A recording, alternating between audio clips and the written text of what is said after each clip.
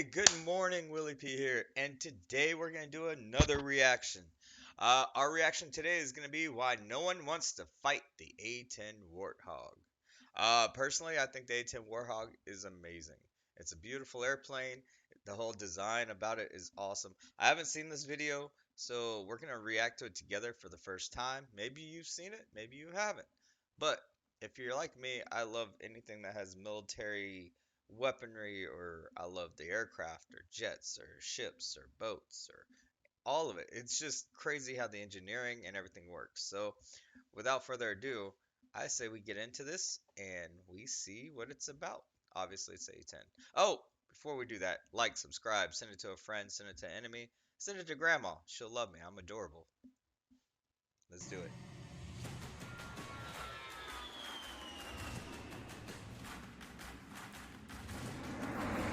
So cool. 5 reasons why no nation on Earth wants to fight the A-10 Warthog in a war.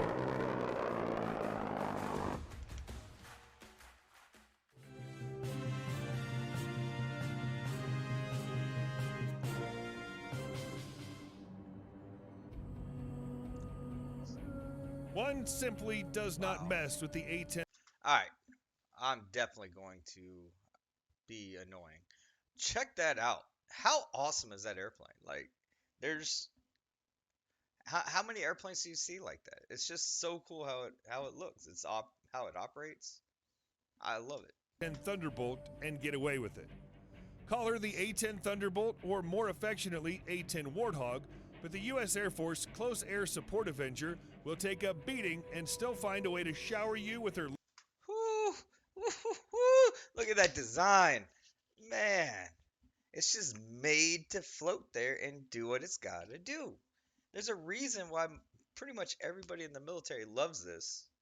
Maybe except for like the higher ups, because they're constantly trying to switch it out and replace it. But man, it's so pretty. And yes, before I get all the comments, blah blah blah, 5th generation, blah blah blah, can't compete, blah blah blah, blah blah blah blah blah. Gotcha. Low altitude armor piercing ammo. The A-10 is one of the most revered pieces of equipment that our fighting men and women have at their disposal, and its track record proves it. The 30mm GAU-8A cannon that sits on the front of the A-10 with its barrel protruding from the nose is one of the heaviest automatic cannons ever mounted on an aircraft. Since the pilots are protected by titanium armor, which also protects parts of the flight control system, the A-10 can linger longer in the battle zone in all kinds of conditions, including low visibility and darkness. The A-10 Thunderbolt has earned its reputation thanks to the bravery of her pilots and her performance above the battlefield. We're proud to give a little respect back to those who've served our great country and share a few of the reasons why the A-10 Warthog is an aircraft that should never be taken lightly. Here we go. Introducing Speechalo, the most natural.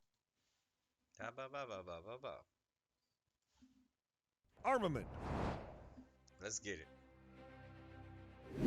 Here's the total count. Woo! A 30mm GAU-8A cannon, up to 16,000 pounds of mixed ordnance on 8 underwing and 3 under fuselage pylon stations, Yep. a 500-pound Mk-82 and 2,000-pound Mk-84 series low-high drag bombs, incendiary cluster bombs, effects munitions, mine-dispensing munitions, an AGM-65 Maverick and AIM-9 Sidewinder missiles, plus a Gatling gun that's specifically designed to fire high-explosive, incendiary, and armor-piercing depleted uranium rounds at a rate of 3,900 rounds per minute. That's a serious aircraft with a bad attitude. And you want to shoot at this bad beast? Good luck with that. Look at that. Minding its own business.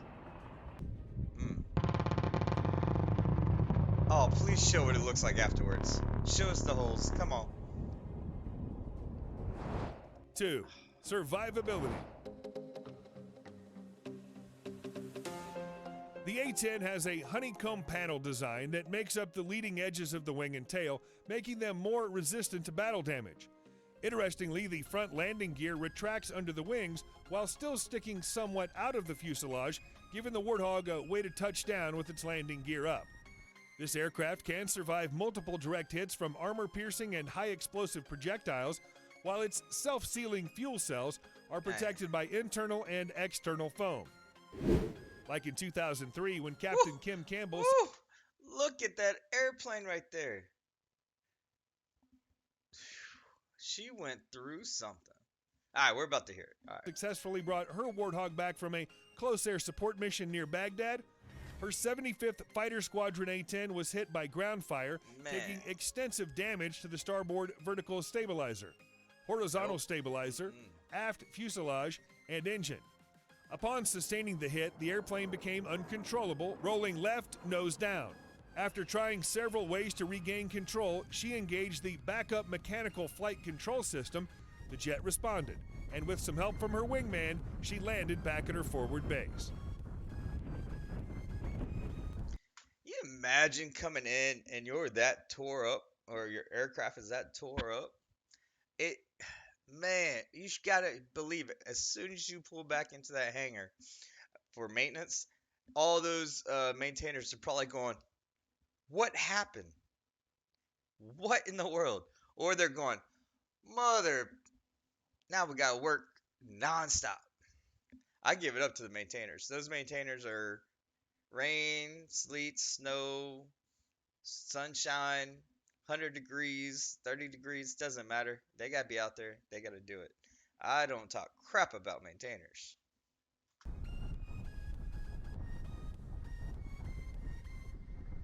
Look at those air brakes. Get it? 3. Range. That's crazy.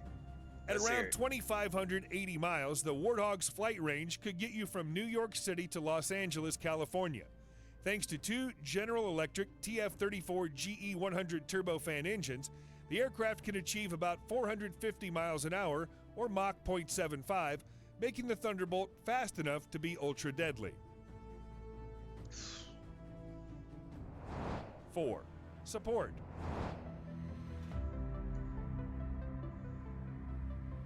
The A-10 Warthog has immeasurable value to our U.S. troops on the ground and plays a critical role in our military strategy in the Middle East and around the world. Arizona Representative Ruben Gallego said, "I'm glad we were able to keep this fleet fully operational, and I will continue to fight to preserve this aircraft to ensure that the warfighter on the ground gets their air support." Get it. The A-10 was specifically designed for close air support missions. Its large and varied ordnance, long loiter time above the battlefield, accurate weapons delivery, and unfriendly field capability are more than well developed to be at the forefront of the ground forces around it.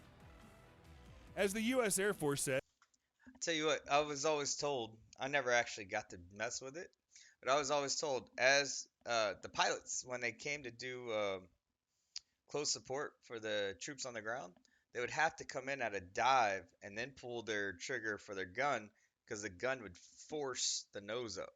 So it's like, and then they had to pull out. It's just insane, the amount of power. I love it. As the low-altitude safety and targeting enhancement upgrade provided computerized weapon aiming equipment, an autopilot, and a ground collision warning system, which includes multi-band communications, global positioning system, and inertial navigation systems, infrared and electronic countermeasures against air-to-air and air-to-surface threats. In other words, try to shoot at our ground troops, and we will not only shoot back, but unleash hell on you exactly where you stand. He was just going to get milk. Oh, man. Woo. 5. Grit. Let's see it.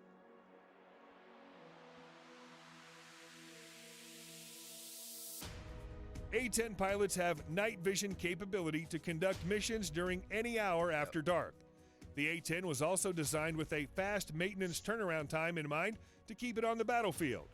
Things like damaged wing skins that can be replaced in the field, the cannon creating so much smoke while it's being fired that it looks like a forest fire, and a Gatling gun that fires rounds the size of beer bottles makes the Warthog deserve its moniker, the Cross of Death. Certainly the most important thing to remember is the pilots who fly these winged wonders and the ground crews that maintain them. Our fighting men and women are the real heroes, and the A-10 Thunderbolt is just another tool in the fight for freedom, and a tool that works quite well, thank you.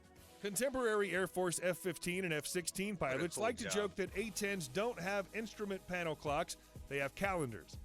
At the time, the Air Force's high-tech fighter faction, which included most of Air Force leadership, considered the twin-engined, straight-wing attack airplane an anachronistic dud, unfit to operate in the modern battlefield where it was supposed Here to we kill go. Russian tanks. Whether you're talking about a sophisticated stealth bomber or flying machine gun, it's never easy to bring a new warplane into being. How the A-10 program survived its first few years is a complicated story. Former A-10 pilot and author Colonel Arden B. Dahl, retired, contends that the Thunderbolt II made it to so production pretty. by prevailing in two key political battles. Between the maneuverability and the survivability, the A-10 Fleet Fighter Squadron has taken on Operation Enduring Freedom, Desert Storm, and ISIS wherever they may be, making it one of our best weapons in the fight for freedom around the globe. How can anybody hate? Get it, man?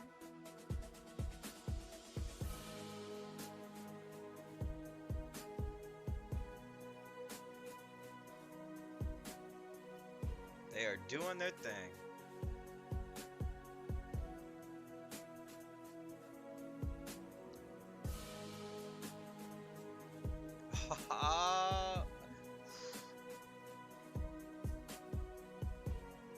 Man, I like that. That's cool. That's a good view. You need both. You got to have them all. They all have a job. Oh, see, that's got to be one of the easier refueling. Because I've seen it where they refuel. I've seen it where they refuel on top or behind, and I'm just like, man, that's got to be hard to do. Where this is in front, it's like, oh, all right, I got this. I can see it.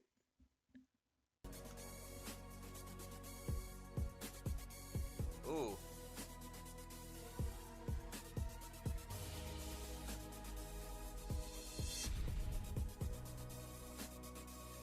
Two, three, go. It's always like in a count of three. They'll break off with each other. Such a man. One, two, three, break. Ah.